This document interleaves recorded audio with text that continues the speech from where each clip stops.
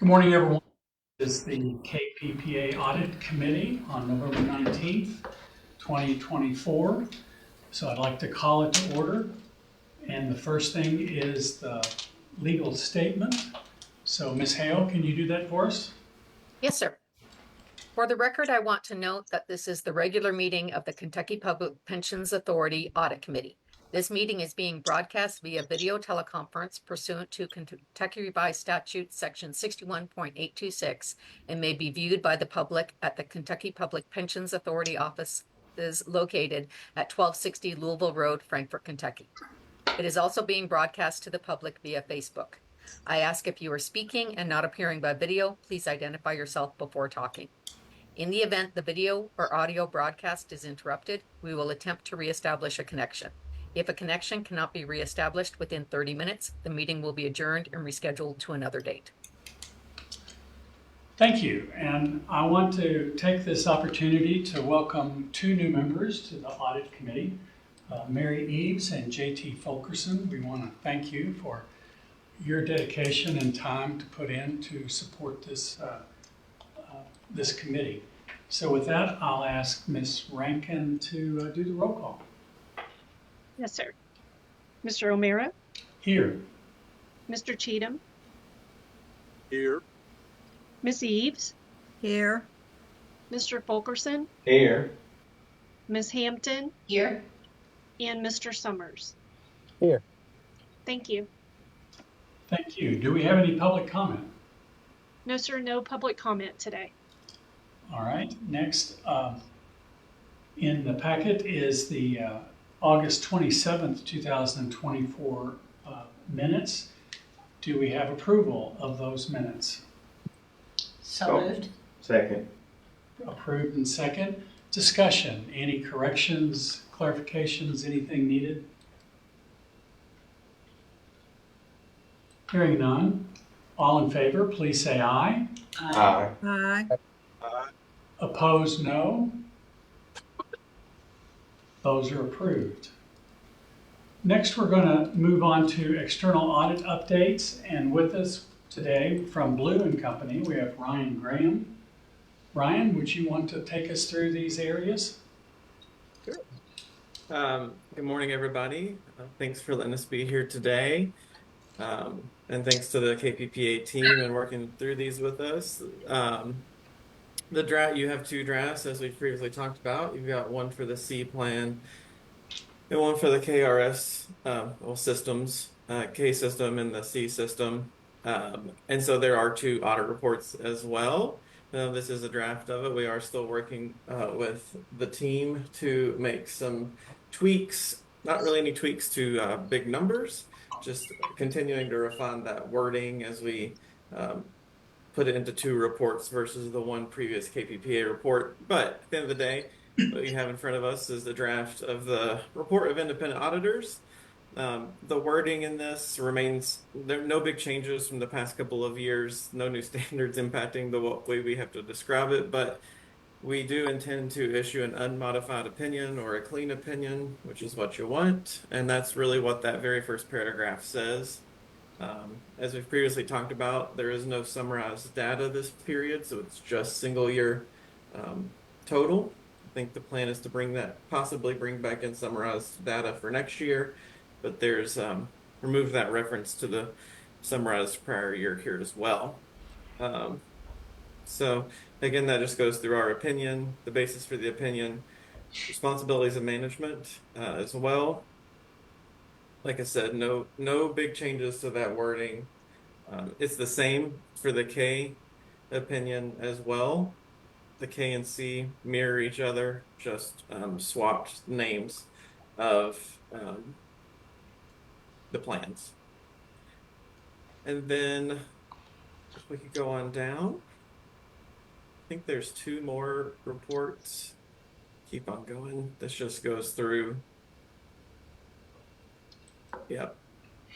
This is, and Mike, I don't know if you want to talk through this or not, but this is a summation of the changes to the reports with the prior year in the middle, and then C on the left and K on the right just showing kind of a progression of the changes year over year. Mike, I don't know if you have anything you want to talk about on Yeah, this.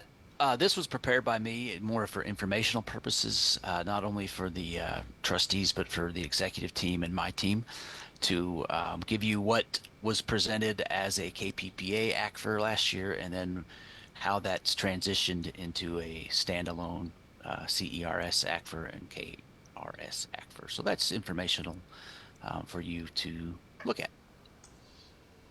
And I'd like to thank you, Mike, for putting this together. I thought it was very, very beneficial. Just trying to understand the differences now that we have two reports. So thank you for doing that.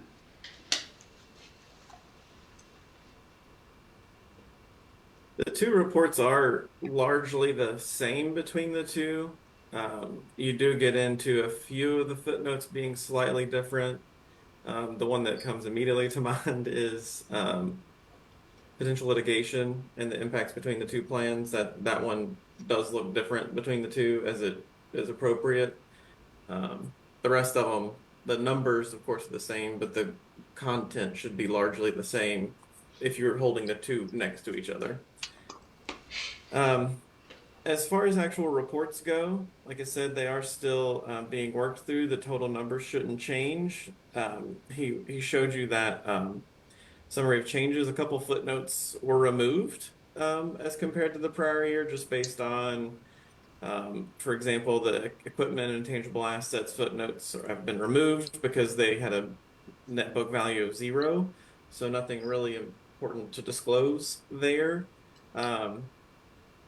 And a few other things working through related parties and the component unit disclosures, still working through those a little bit.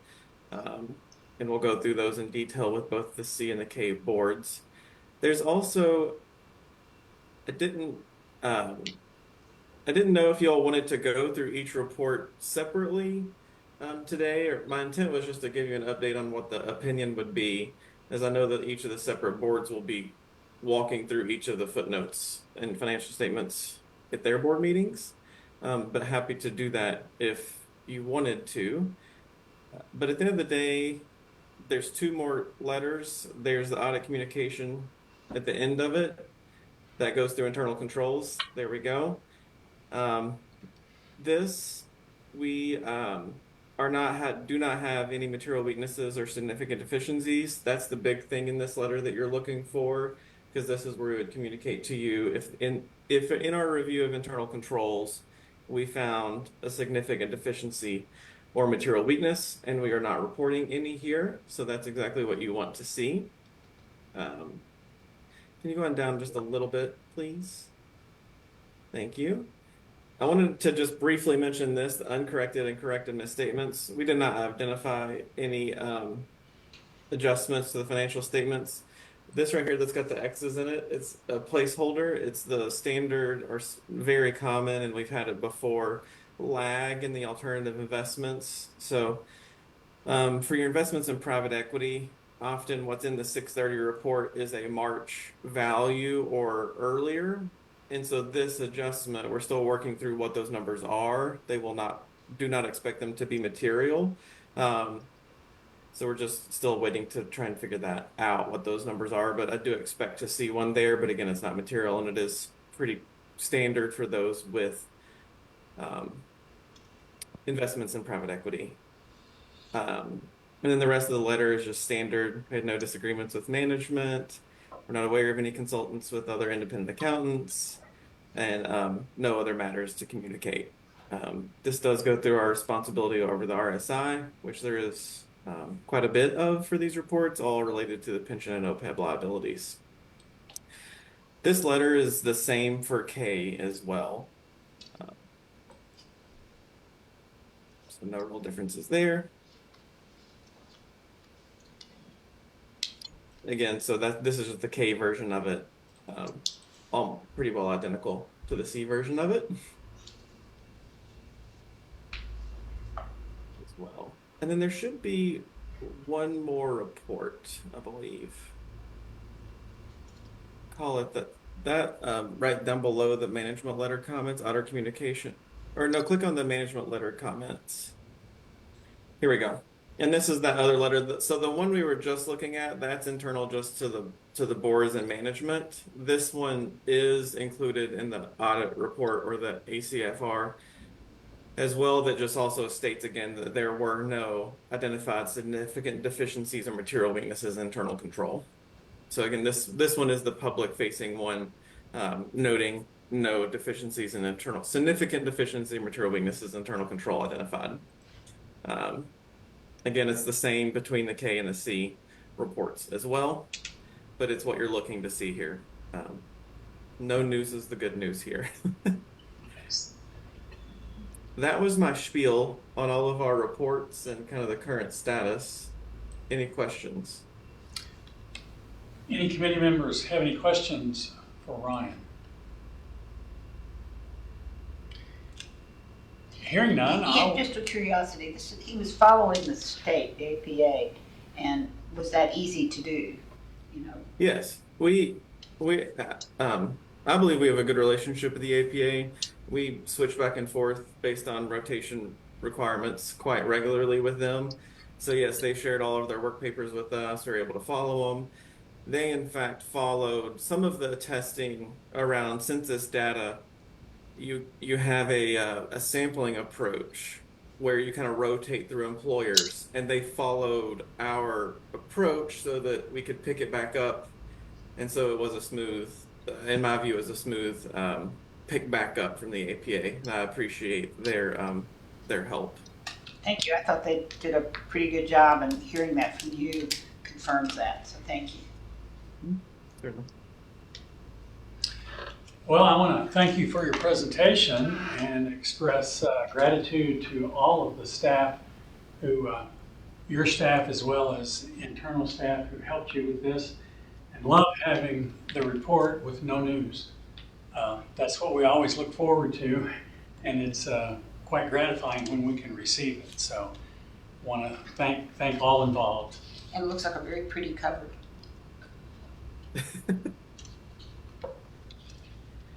All right. Thank you, Rob. Thank you all. Appreciate your report. I appreciate it. Thank you all. All right, we go next to Mr. Lamb and Ms. Davis for the management response to the GFOA ACFR letter. Connie, are you on? She's not. Yes. Oh, yes. there you are. Do you want to lead this? I would love it if you led this. Oh, sure. Let me turn my video on. Maybe. Okay, there. Good morning. Each year when we receive the Certificate of Achievement for Excellence in Financial Reporting, they normally send us some comments on our previous ACFR that we had submitted, and these are the comments that they provided to us for the 2023 ACFR. The comments, the way I've addressed it is I've stated what the comment is and then what our management responses for that.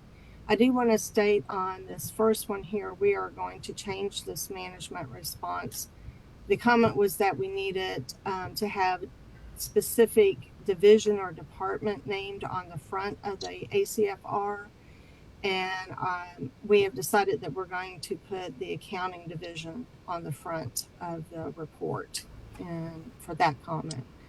The next comment, if you scroll down, is also they asked if we would consider combining the management responsibility letter with the letter of transmittal. And we have done that for the two ACFRs that we will provide this coming year. The next one is a recommendation, again, for the letter of transmittal to be specifically directed to the readers. And we have done that in the letter of transmittal. It is directed to the members, to the board, and to the readers of the ACFR. The next one is the fees and commissions presented on the organizational chart. We we did not catch that the page numbers were off. And also on that one, there's, I'm trying, it's going back to that where the pages and where they want to know where the investments are, that we can point them to that. And we have corrected, we will make sure that's correct on the 2 ACFRs for this year. And let's see, the core fixed income table, and we had a obvious typo.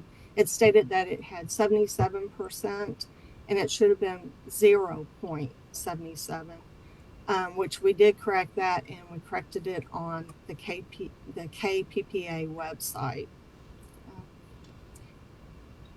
On the actuarial section, they asked that the assumptions and methods and the funding purpose meet the parameters of the actuarial standards of practice, and that it should be expressly stated. And for the 2024, the actuary has expressly stated that it meets those assumptions and the actuary standards of practice in their letter. And that is included in the ACFRs. Do y'all have any questions?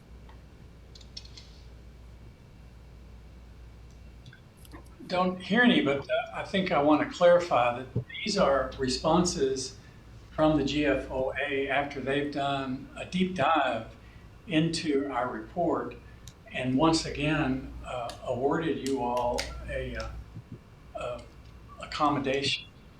And how many years in a row has this been accomplished? I think 25 now. Well, I think congratulations are in order to Ms. Davis and her staff. Thank you.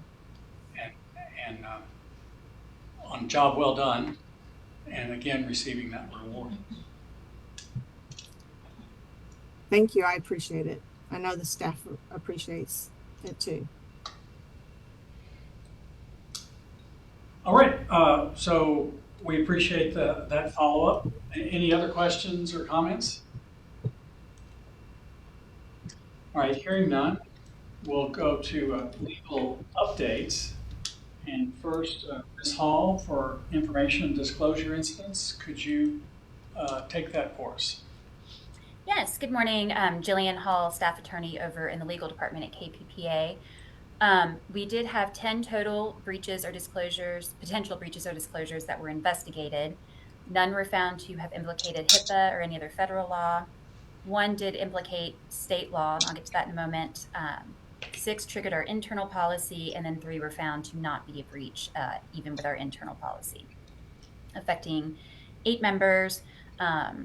But to scroll to the next page and see the specifics, with the one that triggered state law, we were actually a little overcautious on this. It probably didn't quite fit in, but we wanted to make sure. Our IT security monitoring actually caught, there was a member who had a lot of unusual logins and banking information changes. So our staff did reach out to that member who was unaware and confirmed that those changes were unauthorized. They were able to stop the payment that had been scheduled to drop into the incorrect account, and then issued a paper check for that member, which he did come and pick up. And of course made changes to the account to make sure it's locked down, no future unauthorized changes can be made, and did make the appropriate state law notifications pursuant to those statutes. So while this is problematic, I do want to give a shout out to our security team, to our member services, payroll, anybody that worked with this gentleman or this person, because this was something that was caught internally and could have been very problematic, but it was caught and it was stopped and remedied. For our internal notification policy triggers, So, hold on, Julie. we had, I'm sorry? I said, hold on just a moment. When you Of have a course. situation like that, do you turn it over to police? No, what we do is if there's a situation like this, we give them the information if they want to file a police report. Okay, We do not make those, particularly since here there were actually no changes that were made. But what we do is with anybody who has something like this, we provide them the information to be able to reach out to state police if they want to. And we have had some that do, and then we work with those police officers to provide any information that they need to conduct an investigation. that makes a lot of sense. Thank you. If no questions on the state, then I will move to our internal policy disclosures. We had a member who received change correspondence, and so they contacted the KPPA to state that those changes were in fact unauthorized. This member had a lot of issues with identity theft, not just with KPPA, but across several different platforms. And so I know there's been some discussion about, whether it's family or other things. And so this was an example of one. I believe all of these actually are examples of ones that are unknown or unrelated third parties. But here that information was changed, but we were able to lock it down prior to anything going into effect. So nothing caused harm to the member, and we have locked it down for future. In 2 different incidents, KPPA staff flagged member accounts, again, because of those suspicious banking change requests, contacted both members, confirmed they were unauthorized, and were able to stop anything before any negative changes had occurred, and then put in protections for those members going forward.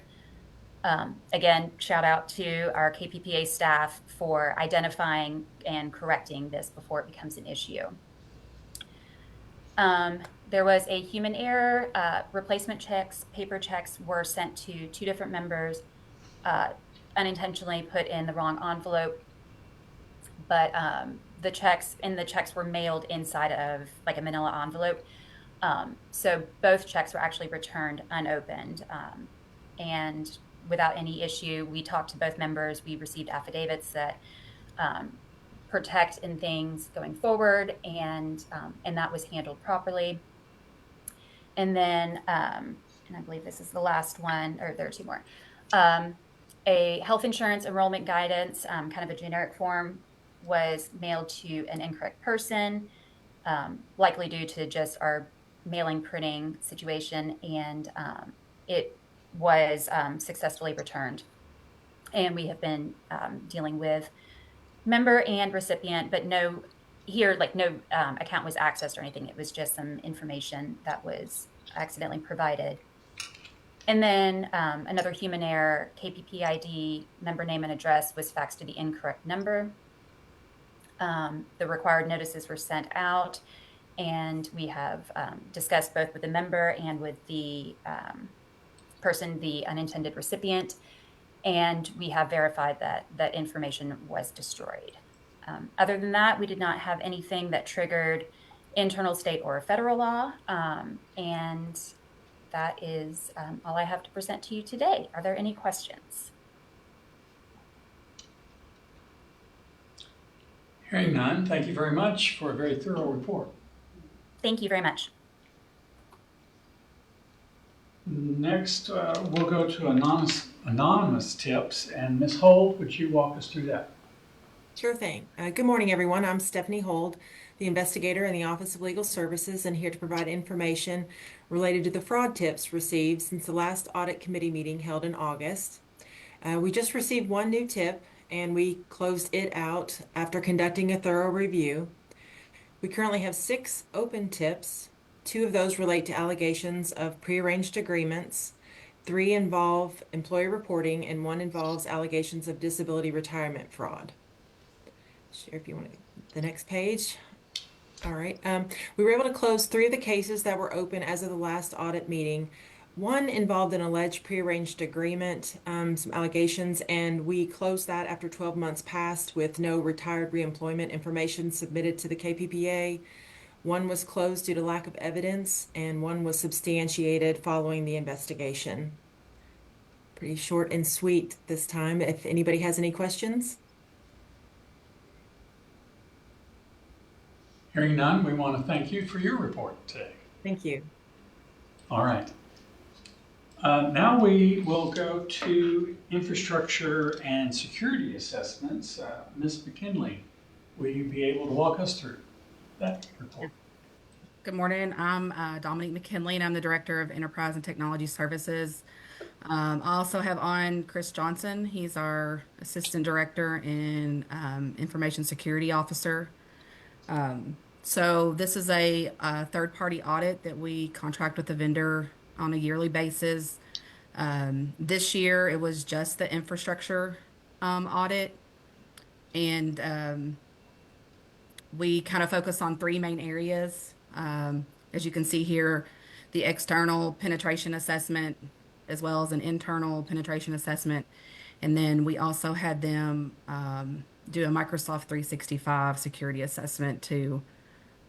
Since we're fairly new to the Office 365 space, we asked them to do a specific assessment on that infrastructure as well. You want to scroll on down a little bit, Sherry? So this year we had a total of 19 findings, 1 high risk, 9 moderate, and 8 low risk. We're actively working on the high risk finding and anticipate having that completed within the next quarter of the first of the year. We'll have to work with a vendor to implement recommendations that the audit provided. The moderate risk, we have over half of those complete and are actively working on the remaining.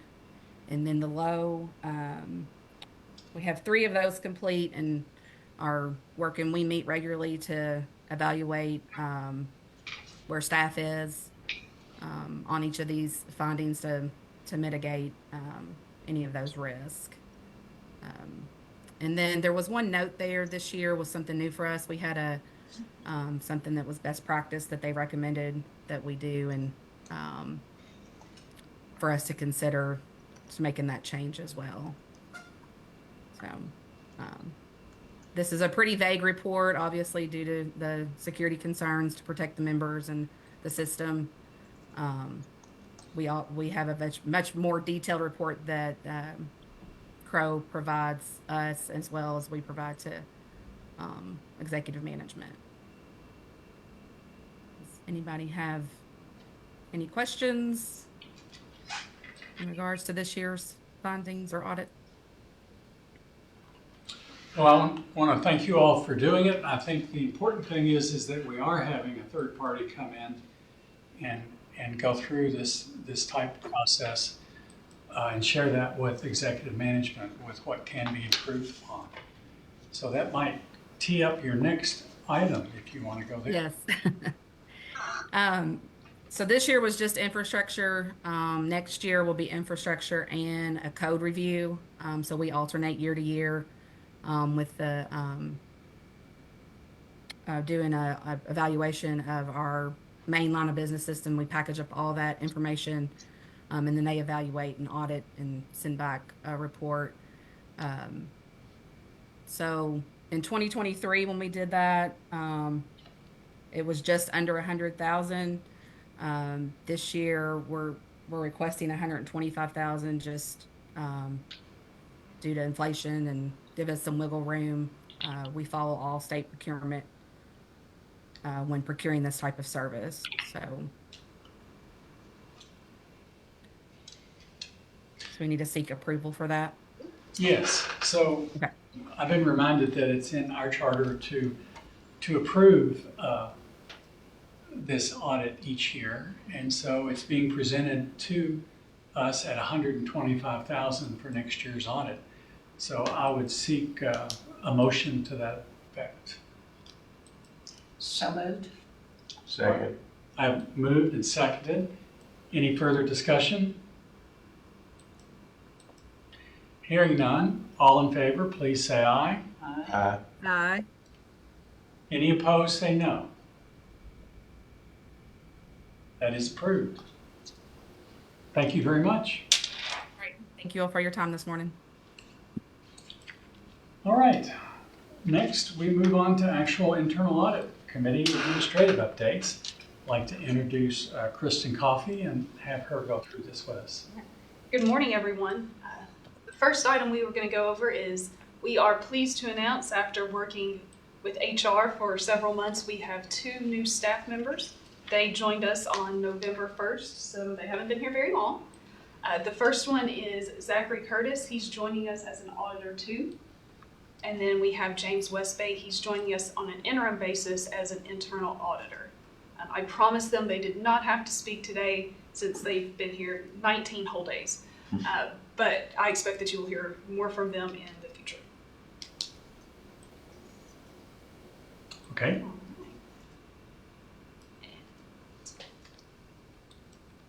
You want to go next to the budget? I will. I'm going to actually turn that over to Madeline to go over the budget.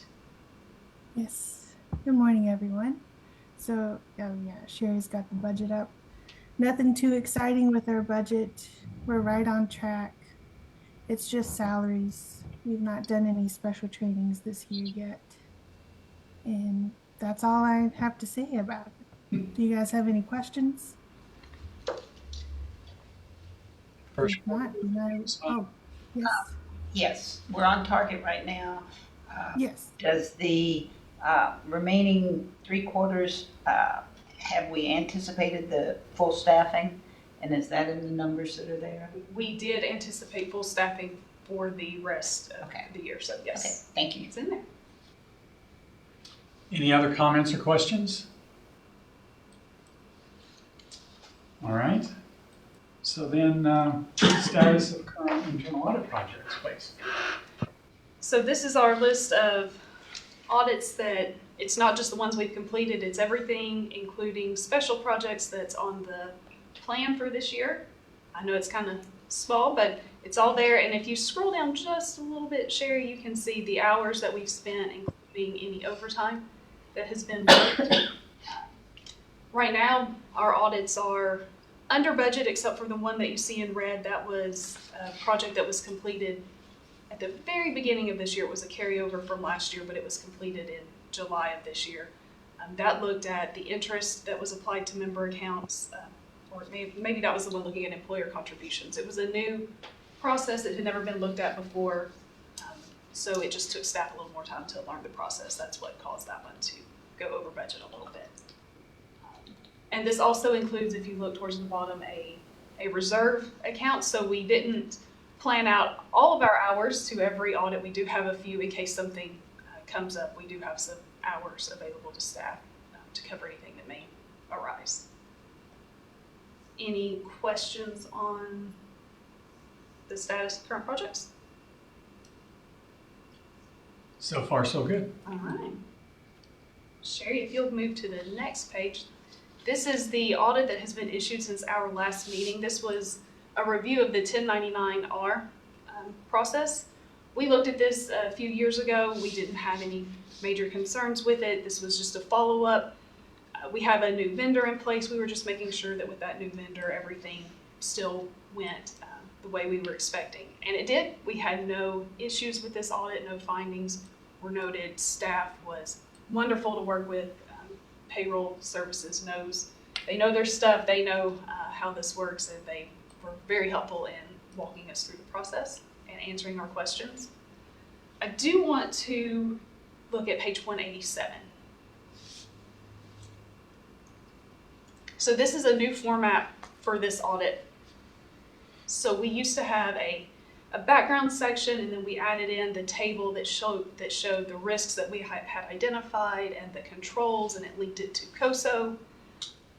So this is that same thing, but in a matrix format. So you have the risk that we've identified, you have the control that's been put into place, you have the COSO elements being identified, and then the process that staff is following to address that risk. So that is taking place at the background section of the report because it walks you through the process. And then we also show you what we did to test that risk and the results of that. This format, when it came out, we really liked it. We got positive feedback on it. We have adjusted it just slightly for future reports so it will be a little bigger and easier to read. Same stuff, but a little bigger. But any questions on that report. We do need approval just to accept the report. Well, I think we're on a roll here. We had clean opinions for external. Now we have clean opinions on internal. Does anyone want to make a motion to accept this audit? So moved. I'll make that motion. I second, Mary. First and second. Any other discussion? All in favor, please say aye. Aye. Aye. All opposed, say no. That is approved. Thank you very much. And I think the last thing on the list for internal audit is the professional article. And I'm going to turn that over to Will and let him go over what he found. Good morning. The professional article we have today is an overview of the new global internal audit standards adapted in 2024. The structure of the new IAA standards will contain 5 domains, 15 principles, and 52 standards, with each standard including requirements, considerations, and examples of conformance. They will also include a fundamentals section introducing the standards and outlining their use, a glossary, and a special section about applying the standards to the unique circumstances and conditions found in public sector auditing. The article goes on to highlight some of the changes to the glossary and the new domains in the new standards, with domain 1 being the purpose of internal auditing, a simple and concise overview of the essence of internal auditing. Domain 2, ethics and professionalism. This domain incorporates and replaces the existing code of ethics in the 2017 standard with this in the new 2024 standard. Domain 3, governing internal audit's function. This covers the standards and relationships between the chief audit executive, the board, and senior management. Domain 4, managing the internal audit function. All the standards in this domain address the chief audit executive and how they manage and enhance the internal audit functions. And Domain 5, performing internal audit services, including the standards for planning audits, performing fieldwork, and communicating results. The article also includes some frequently asked questions. I will not go over all of them, but I do want to highlight one at the bottom of page 201.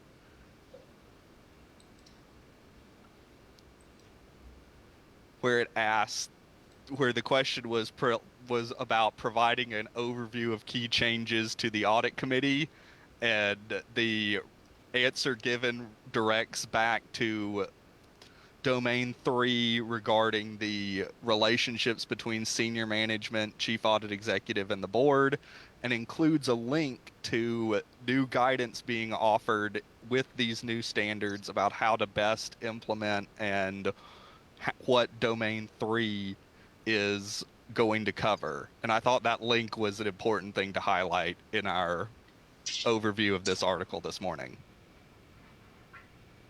Does anyone have any questions, thoughts, or comments? I was going to say, in addition to this article, we are going to send out the new standards to the audit committee. It's a lot of pages, but we'll send it out. We were trying to see if we could post it where you could access it, but I think the easiest thing is going to be to just email it out to everyone. Well, I don't think we got all the pages of this article. I noticed that as they were scrolling down too. We can send out a link to make sure that everything is included in there to you all. Thank you.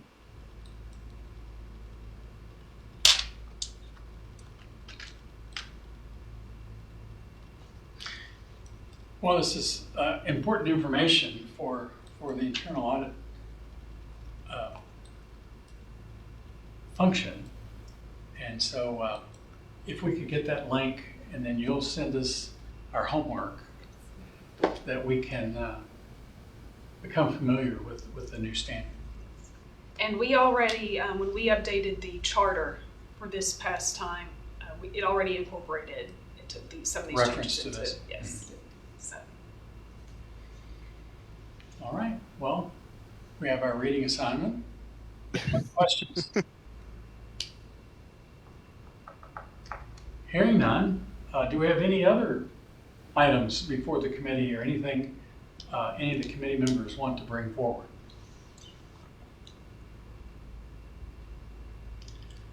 All right, well, we've been very efficient today. I want to thank everybody and all the staff and all the presentations were very good. And I will declare the meeting adjourned. Thank you all very much. Thank you, Bill. Thank you. Great job. I thought the comments were Well, I thought it lasted a long time. because I did too. Great long agenda, and you can believe some of the comments. Are we off?